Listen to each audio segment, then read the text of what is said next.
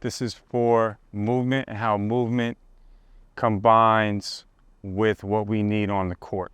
It could be done with a dowel. It could be done with a ball. We can do it with hip bands on. We could do it with nothing.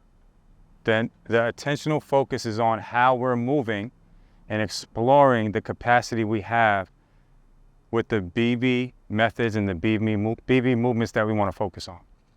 Why do we have the stick? We have the stick to take our arms out of the equation. Our arms help us move. Our arms help us balance. Our arms help reduce slack of muscles. Our arms help co-contract areas of our body. Co-contraction is just synergies of muscles contracting at the same time.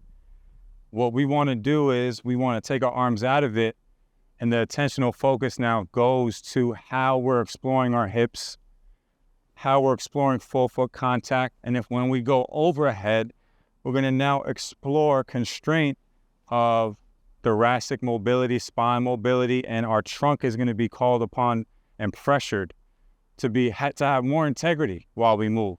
And we vary it, so we regress it, progress it.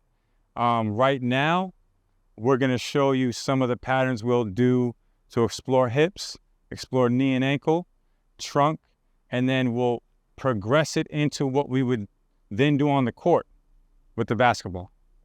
Full foot contact. Full foot means I want my foot completely on the floor. Now, all I want to do is I want to sink into a position where I'm going to take a step and I'm going to be able to lean with my full foot into this leg, into this front leg, and I'm going to translate it back and I'm just going to stand up, right? So I'm going to take that step, I'm going to lean and feel that left back hip capsule and that left hip release a little bit, explore that motion, and come back out of it. Same thing, keep going. Good. So it's going to put a ton of pressure on this back hip. It's getting the weight to lean into the front leg. Staying at this level, I want the weight and the energy to go back across his pelvis onto the other trail leg, we could call it. This is the lead leg, the trail leg.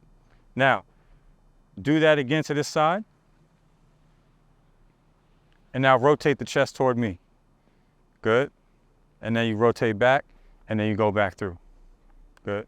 So it's key. The key is to, if I get here and I rotate, the key is to come back out of the position and reverse it and come back out versus here, standing back up out of it. We still want to maintain some depth and work on how you reverse it.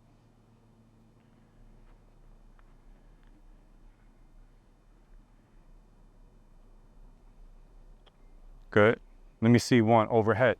So more pressure on the trunk, shoulder mobility, thoracic spine. Now he sinks, same pattern, full foot. Good. Turn and rotate, good. Back out.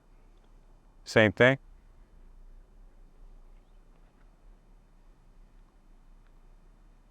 Good. Now let's work on, go to the other side. You go back to shoulders. Yep. Full foot. You can start with somewhere you go here. And I don't even rotate, right? I just get it back. I don't even have to rotate. I just work on that back capsule and that rotation of my hip. The pelvis is doing a ton, and you just take that step. Now, what's really important here is I don't want any of the participants that are applying this to go too far. I want you to go to a position that you feel comfortable in. You're comfortable here. If you feel restriction and you're overstepping, there's going to be a limit you reach based on your hip capacity to use that movement. Just stay within what you feel comfortable with and get some depth and lean through it. As you get better at it, you might be leaning through with more length. Don't overstep and just try to be really long at first. Start to graduate it. Correct. Good.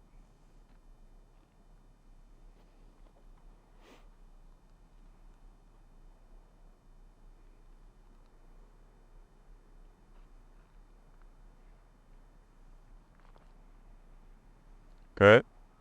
So you could vary that step length, and that's what we really need. Now go a little further, right, with the step. Your sink here, everything's on my back leg. What I want you to do is I want you to rotate that hip out. So for me, this is comfortable.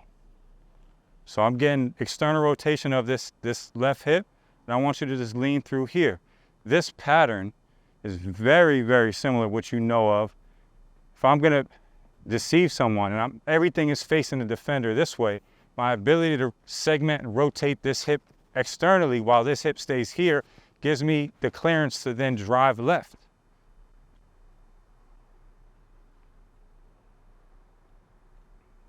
Good. Now sink, rotate first. Good. Now stay in that position. Explore this position with the weight transfer back and forth. Feel restriction, go toward restriction. You can stay longer if you feel tightness, right? And then you can keep that, get that toe pointed more that way. Get your left toe pointed, rotated, and now lean through it all the way. Good. You can rotate, perfect. Rotate back out. Now internally rotate that. Come back, stand up. Good. Now do that to the right. Yep.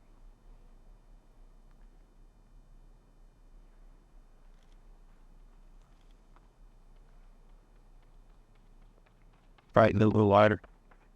You could. Not super necessary. Yeah. It'll get better as you work on the capacity of rotation through your hips. Yeah.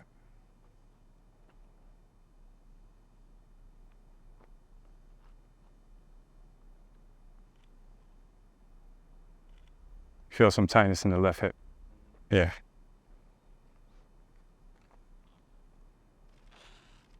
Let me get one overhead where your overhead, step, externally rotate, right? And you basically essentially gonna be looking like, right? You dribbling here, right? If I'm dribbling here, I'm on an angle like I'm looking here.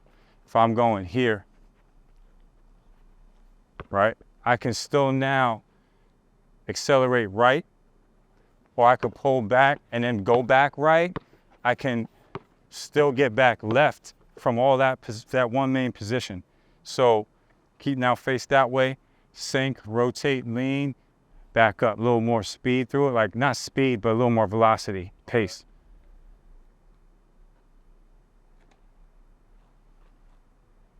Good, and then back 3 up.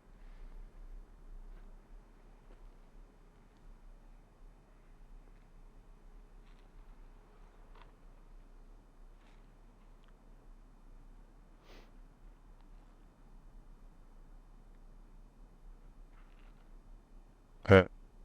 Now if you'll notice when he's reaching, his elbows are straight. He's reaching through his scapula. The cue is to reach to the sky with the dowel. Naturally, some people will bend their arms, okay? This is gonna take pressure off the reach of the scapula. We want the reach of the scapula. We wanna close the system here.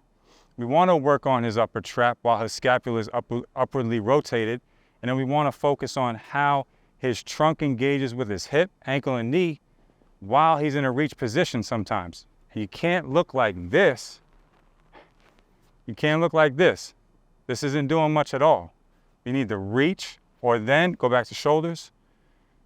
It's on shoulders. No more pressure on the thoracic spine through shoulder mobility. Now we're just focusing on no use of hands. It's more trunk, hip, ankle, knee. Now do the same thing where you lean, rotate, come back out.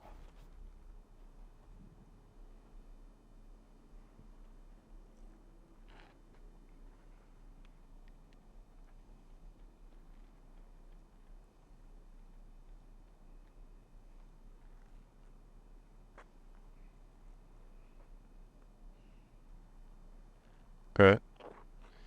So this is the lead leg pattern. Pattern with lead leg, meaning the lead leg is in front and I'm creating a lead leg situation. This is more of an option posture where I go left, my trail leg goes first. It's a trail leg pattern. We're in a lead leg pattern exploration. So what we're doing, it's a lead leg initially, which turns into a trail leg after I move. I'm not in an option posture. I'm already kind of in a position where I'm open and I'm able to rotate and go left or counter and go right.